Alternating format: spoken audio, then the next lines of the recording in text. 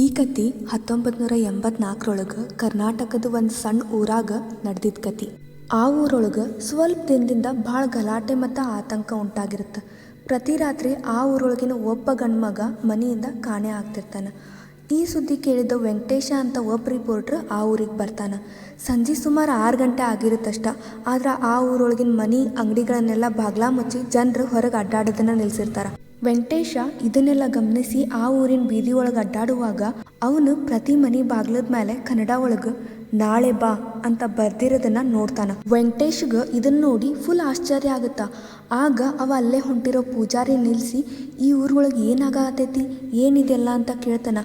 ಆಗ ಪೂಜಾರಿ ವೆಂಕಟೇಶನ್ ನೋಡಿ ಹೆದರ್ಕೋತಾನ. ಈ ಊರೊಳಗೆ ಕೆಂಪು ಸೀರೆ ಉಟ್ಕೊಂಡಿರೋ ಹುಡುಗಿ ತಿರ್ಗಾಕತ್ತಾಳ ಅಂತ ಹೇಳ್ತಾನ. ಆಕಿ ಪ್ರತಿ ರಾತ್ರಿ ಮನೆಗೆ ಹೋಗಿ ಜೋರಾಗಿ ಬಾಗ್ಲ ಬಡಿತಾಳ. ಆಮೇಲೆ ಫುಲ್ ಮೋಹಕವಾಗಿ ಆ ಮನೆ ಒಳಗಿರೋ ಗಂಡಸಿನ ಹೆಸರನ್ನ ಕರೀತಾಳ. ಆಕೆ ಆ ಧ್ವನಿ ನಿರ್ಲಕ್ಷ್ಯ ಮಾಡೋಕೆ ಆಗ್ಲಾರ್ದಷ್ಟು ಮೋಹಕವಾಗಿರುತ್ತ. ಆ ಧ್ವನಿ ಕೇಳಿಸ್ಕೊಂಡಿದ್ದ ಆ ಮನೆ ಗಂಡಸು ಹೋಗಿ ಬಾಗ್ಲ ತೆಗಿತಾನ ಅಷ್ಟ. ಆಕೆ ಆವಾಗ ಆ ಗಂಡಸನ್ನ ತನ್ನ ವಶಕ್ಕೆ ತಗೊಂಡು ಎಲ್ಲೋ ದೂರ ಕರ್ಕೊಂಡು ಹೋಗಿ ಸಾಯಿಸ್ತಾಳ ಅಂತ ಊರಾನ್ ಜನರೆಲ್ಲ ನಂಬಾಕತ್ತಾರ. ಈಗ ಇದನ್ನು ತಪ್ಸಾಕ ಊರಾನ್ ಜನರು ಒಂದು ಉಪಾಯ ಹುಡುಕ್ಯಾರ. ಅದು ಏನಂದ್ರೆ ಎಲ್ಲರೂ ತಮ್ಮ ಮನೆ ಹೊರಗೆ ನಾಳೆ ಬಾ ಅಂತ ಬರೆಯೋದು ಶುರು ಮಾಡ್ಕೊಂಡಾರ. ಆಕೆ ರಾತ್ರಿ ಬಂದಾಗ ನಾಳೆ ಬಾ ಅಂತ ಬರ್ದಿರೋದನ್ನ ನೋಡಿ ಇವತ್ತು ಬೇಡ ನಾಳೆ ಬರ್ತೀನಿ ಅಂತ ಹೊಕ್ಕಾಳ. ಹಿಂಗೆ ಇದು ದಿನಾಲೂ ಮುಂದುವರೆ ಆತೈತಿ ಅಂತ ಪೂಜಾರಿ ವೆಂಕಟೇಶ್ಗೆ ಹೇಳಿ ಜಲ್ದಿ ತನ್ನ ಮನೆ ಕಡೆ ಹೊಕ್ಕಾನ. ವೆಂಕಟೇಶ್ ತನ್ನೊಳಗೆ ತಾನ ಅನ್ಕೋತ ನಾಳೆ ಪತ್ರಿಕೆಗೆ ಬರ್ಯಾಕ ಒಂದು ಬೆಸ್ಟ್ ಕತೆ ಸಿಕ್ತ ಅಂತ ಅನ್ಕೊಂಡು ಸ್ವಲ್ಪ ದೂರ ಹೋಗಿರ್ತಾನ ಅಷ್ಟ. ಅಷ್ಟರೊಳಗೆ ಅವನ ಸ್ಕೂಟರ್ ಪಂಚರ್ ಆಗುತ್ತ. ಅಚಾನಕ್ಕಾಗಿ ವೆಂಕಟೇಶನ ತನ್ನ ಸುತ್ತಮುತ್ತ ಯಾರೋ ಅದಾರೇನೋ ಅನ್ಸಕ್ಕೆ ಶುರು ಆಗುತ್ತೆ. ಯಾರೋ ಅವನ್ನ ಗಮನಿಸಕತ್ತಾರೇನೋ ಅನ್ನೋ ಫೀಲ್ ಅವಂಗೆ ಶುರು ಆಗುತ್ತೆ. ಆಗ ಯಾರೋ ಮಧುರವಾದ ಧ್ವನಿ ಒಳಗೆ ಅವನ ಹೆಸರನ್ನ ವೆಂಕಟೇಶ್ ಅಂತ ಕರ್ಯಾಕ ಶುರು ಮಾಡ್ತಾರ.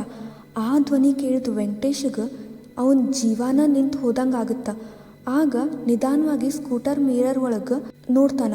ಆ ಮಿರರ್ ಒಳಗೆ ಅವಂಗೆ ಕಾಣಿಸಿದ್ದನ್ನು ನೋಡಿ ವೆಂಕಟೇಶ್ ಫುಲ್ ಬೆಚ್ಚಿ ಬೀಳ್ತಾನ. ಅವ ಸ್ಕೂಟರ್ ಅಲ್ಲೇ ಬಿಟ್ಟು ಜೋರಾಗಿ ಓಡಾಕೆ ಶುರು ಮಾಡ್ತಾನ. ಓಡ್ಕೋತ ಹೋದಾಗ ಅವಂಗೆ ಒಂದು ಸಣ್ಣ ಮನೆ ಕಾಣುತ್ತೆ.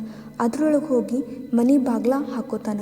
ಆದ್ರೆ ಬಾಗ್ಲದ ಹೊರಗಿಂದ ಟಕ್ ಟಕ್ ಟಕ್ ಟಕ್ ಅಂತ ಸೌಂಡ್ ಕೇಳಕ್ಕೆ ಶುರು ಆಗುತ್ತೆ. ಆ ಸೌಂಡು ಎಷ್ಟರವರೆಗೂ ಕೇಳುತ್ತಂದ್ರೆ ಫುಲ್ ವಿಚಿತ್ರವಾಗಿ ಸೌಂಡ್ಸ್ ಕೇಳಕ್ಕೆ ಸ್ಟಾರ್ಟ್ ಆಗ್ತವೆ. ಫುಲ್ ಧ್ವನಿ ಜೋರು ಹಾಕ್ಕೊತ ಹೋಗುತ್ತಾ. ಆ ಮಧುರವಾದ ಧ್ವನಿ ಇನ್ನೂ ಜೋರು ಹಾಕ್ಕೊತ ಹೋಗುತ್ತಾ. ವೆಂಕಟೇಶು ಫುಲ್ ಹೆದರ್ತಾನ. ಸ್ವಲ್ಪ ಟೈಮ್ ಆದ್ಮೇಲೆ ಎಲ್ಲ ಧ್ವನಿ ನಿಧಾನವಾಗಿ ನಿಂದಿರ್ತಾವು. ಆಗ ವೆಂಕಟೇಶ್ ಭಾಳ ಧೈರ್ಯ ಮಾಡಿಕೊಂಡು ಬಾಗ್ಲ ತೆಗೆದು ನೋಡ್ತಾನ. ಆದ್ರೆ ಅಲ್ಲಿ ಯಾರೂ ಇರಂಗಿಲ್ಲ. ಬೀದಿ ಒಳಗೂ ಯಾರೂ ಕಾಣ್ತಿರಂಗಿಲ್ಲ. ಆಮೇಲೆ ಮುಂಜಾನೆ ಆಗುತ್ತೆ. ಆಗ ವೆಂಕಟೇಶ್ ಅದ ಮನೆಯೊಳಗೆ ಪ್ರಜ್ಞೆ ತಪ್ಪಿ ಬಿದ್ದಿರೋದನ್ನು ಊರ ಜನರು ನೋಡ್ತಾರ. ಅವನ್ನ ಎಬ್ಸಿ ಏನಾಯ್ತಂತ ಕೇಳ್ತಾರ.